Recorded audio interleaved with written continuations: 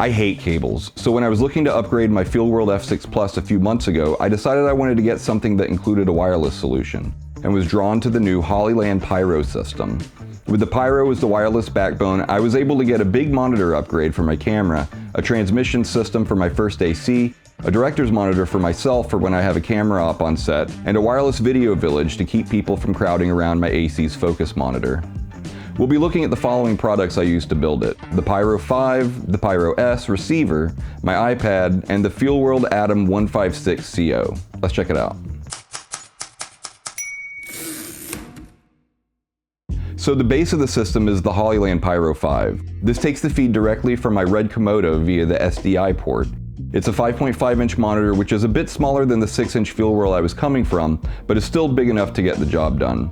And its abilities more than make up for the slightly smaller screen size. It can act as either a transmitter or a receiver, and switches easily between the two modes, allowing you to easily set up your wireless video system for whatever works best for you on your shoot. It operates on a dual-band 2.4 and 5 GHz wireless frequency with auto dual-band hopping, which helps keep the connection as clean as possible, especially if you're running other wireless equipment on set. In standard mode, it will allow you to connect up to 2 Pyro receivers and 2 mobile devices while giving you a signal range up to 400 meters line of sight, which is plenty powerful to use on set.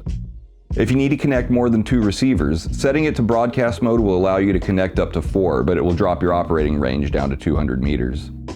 For video inputs, you get both a full-size HDMI connection as well as an SDI. That was perfect for me because I was previously shooting on a Lumix GH5, which has an HDMI out. I knew I was planning on upgrading to a Red which uses SDI, so going with the Pyro 5 allowed me to future-proof myself by having both inputs available.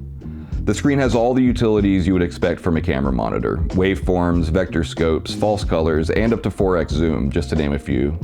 It also has a brightness of 1500 nits, which is more than enough to operate outdoors without the need for a hood. The SD card slot allows you to easily load LUTs while you're filming, and also allows you to record footage directly from the monitor. This isn't footage you would want to use in your edit, but it's nice to have for quick social media posts. For power, you can run it off of an NP battery, but I run mine with a DTAP cable so I can power it with my rig's V-mount.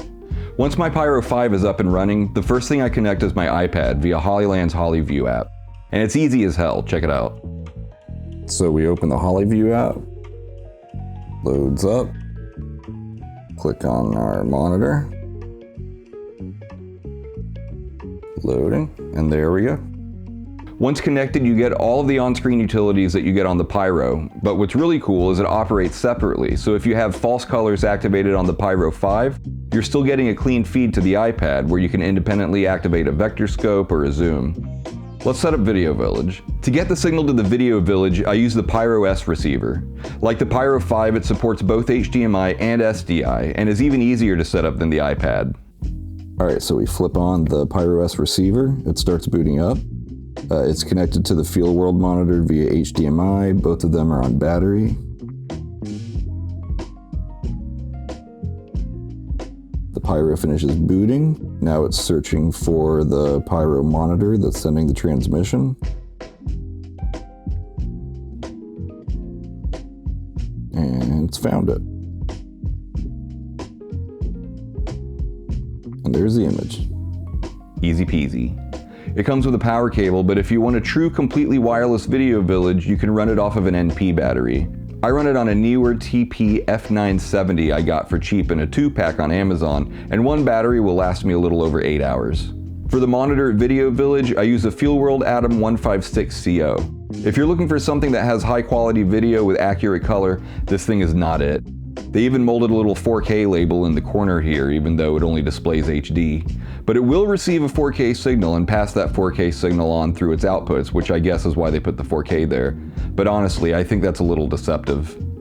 As far as brightness goes, Feelworld doesn't advertise the nit value of this model, but they do say it has an LED backlight brightness of 250 CD/M squared, which means absolutely nothing to me. What I can say is it's not very bright, and pushing the brightness really washes out the image on the screen, so I would keep the setting at a moderate level, and maybe invest in a hood if you intend to use it in sunlight. But for a Video Village monitor that allows everyone to see the shot composition and actor's performance at 15.6 inches while keeping the looky-loos away from your camera team's monitors, this thing is perfect. It has 4 HDMI inputs and outputs, so if you're using a multicam setup, you can easily switch between camera sources or even display in quadrants. It also has a ding-dang V-mount battery plate, so you can go completely wireless. I generally get about 8 to 9 hours of power off of a 99 watt-hour battery. Also, if you get the CO model like I did, the monitor comes built into this handy-dandy aluminum travel case, which is nice. That's my wireless video setup. I've got links in the description to all the equipment used. If you have any questions, hit me up in the comments. If this helped you at all, like and subscribe, and I'll see you on the next one.